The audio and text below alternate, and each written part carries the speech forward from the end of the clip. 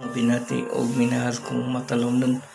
Welcome to my channel. Welcome to Iko TV News, ang channel sa kalambuan diri sa lungsod sa Matalom. Today is Wednesday nga sa mga negosyante nga ganahan magnegosyo diri sa lungsod sa Matalom. Welcome tanan nga mo invest o business diri sa lungsod. Ang lungsod sa Matalom nanginhanglan og mga investor, nanginhanglan og mga negosyante. Okay guys, unsa ka importante guys og adunay mga negosyante o mga investor sa kalugar.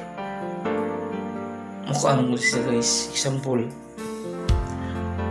na may mga isda mo deliver mo tres lang sa Matalom. Mo list ang price o daghang produkto mas mo barato guys niya.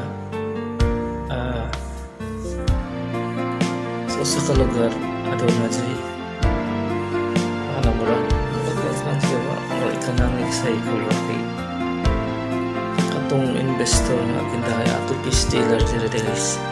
Is dealer matod ko sa merkado sa Matalom, which is man yung nagkong investor na hinari sa tanggis kinahanglan dyan sa kalugar na adunay mga negosyante, adunay mo put up o negosyo murag mo puhunan ba. Ako nagawhag o nangayon po inyong suportahan sa akong advokasya ang pagpadaghan sa mga negosyante, pagpadaghan sa mga investor diri sa lungsod sa Matalom. Ato gayong suportahan kanunay ang administrasyon headed by sa tunggutan automatic Mayor Eric S. Pahulio.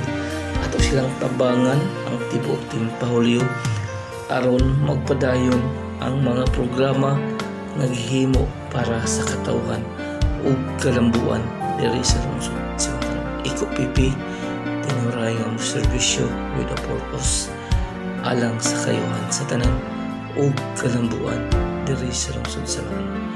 Mayong Wednesday katabanan ug August 7, 20